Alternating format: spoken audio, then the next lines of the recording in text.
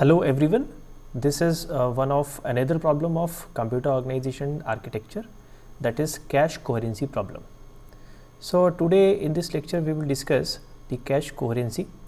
So cache coherency protocols is basically used to cope with the multi-cache inconsistency problems. If we talk about the introduction part, so basically to achieve high performance in contemporary multiprocessor system, it is customary to have one or two levels of caches associated with each processor. Okay, so this organization is essential to achieve high performance. So multiple caches may possess different copies of the same memory block, and this create cache coherency problem, and it is basically as same as the problem which occurs in DBMS, that is called the inconsistency problem, where the same data we will store the same data at different places. So let us take one example where we are storing a phone number at multiple places, or you can say that multiple department. Suppose let's take a student has entered their phone number at library records, in the personal records, and in the office records, and suppose that phone number due to some emergency, that phone number will be changed. Student will change their phone number in the office, but it is not reflected due to some problems. It is not reflected in library or in its personal records. So there may be a chance whenever a person will fetch the records from library, it will get the wrong phone number. Okay.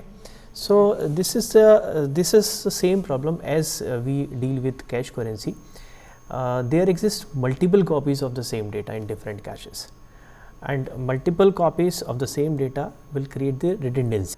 There exist multiple copies of the same data in different caches.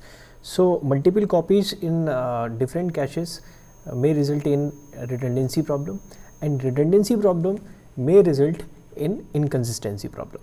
So with respect to this, one more problem is there, that this processors allowed to update their own copies freely also. So it create more problems. It may create the more problems. Okay. So what may be the impact due to cache coherency? Imagine a scenario where multiple copies of the same data exist in different caches simultaneously, and if the processors are allowed to update their own copies freely, an inconsistent view of memory can result. So inconsistency is a main problem in the cache coherency case.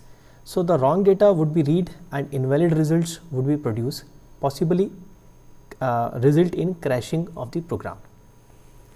So we generally use two cache write policies to cope with this. If there is no cache coherency policy in place, the wrong data would be read and invalid results would be produced, possibly crashing the program.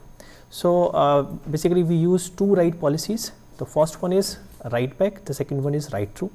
If we talk about the write back policy, write back policy, in this write operations are usually made only to the cache.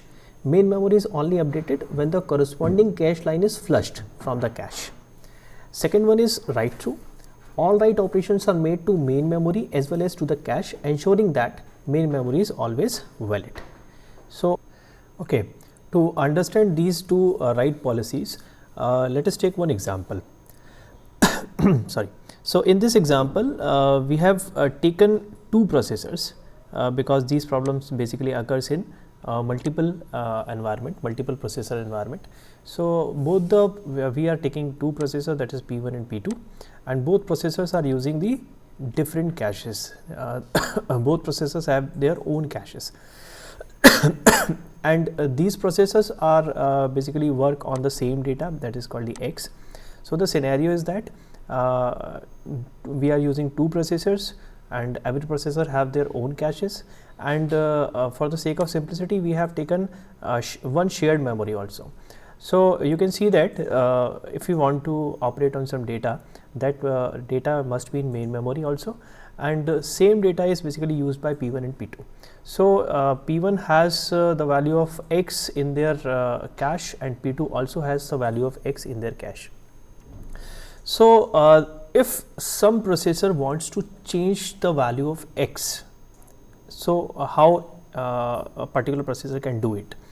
So there are two policies. First, if you talk about the write back policy, write back policy says that if suppose P1 wants to change the value of x to x1, so whatever the updation that processor wants to do, whatever the modification that processor wants to do, it will do it entirely, and after performing all the modifications, all these modifications will be sent to the main memory at once. You can say that in the write back, main memory is only updated when the all the modifications will be done, and all this modification will be flushed at once. If we talk about the write through policy says that whatever the operations you have done in the value of x, suppose if P1 operate on the value of x, whatever the instructions, whatever the modifications they have done, they instantly reflect all these operations to the main memory also. Means this process says that you can inform the processors instruction by instruction. Okay, so but in write back it says that that all modifications will be done at once. So in the write through policy, every small modification is intimated to the main memory parallelly. So from the above description, it is clear that write back policy results in inconsistency, may results in inconsistency. So if two caches contain the same line and the line is updated in one cache, the other cache will unknowingly have an invalid value. Subsequently, read to that invalid line produce invalid results. But if you think deeper, even the write through policy also has consistencies issues. Even though memory is updated, inconsistency can occur unless other cache monitor the memory traffic or receive some direct notification of the update. In order to solve these issues, we introduce cache coherency protocols.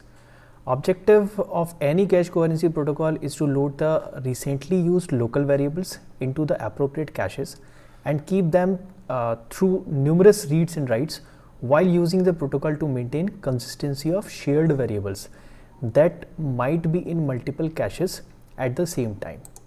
So if we talk about the write back protocol, in the write back protocol, multiple copies of cache block may exist if different processors have loaded the block into their caches.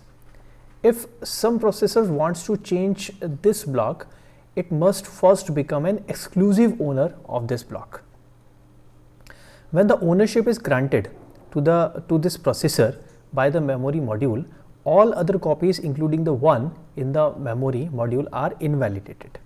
When another processor wishes to read this block, the data are sent to this processor by the current owner. Write through protocol. So in the write through protocol, it can be implemented in two fundamental versions. First one is write through with update protocol. When a processor writes a new value into its cache, the new value is also written into the memory module that holds the cache block being changed. Some copies of this block may exist in other caches. The simplest way of doing this is to broadcast the written data to all processors modules in the system. As each processor module receives the broadcast data, it updates the contents of the affected cache block if this block is present in its cache. Next one is write through with invalidation of copies. When a processor writes a new value into its cache, this value is written into the memory module and all copies in other caches are invalidated. Again, broadcasting can be used to send the invalidation request through the system. So these are two write back policies. So thank you so much.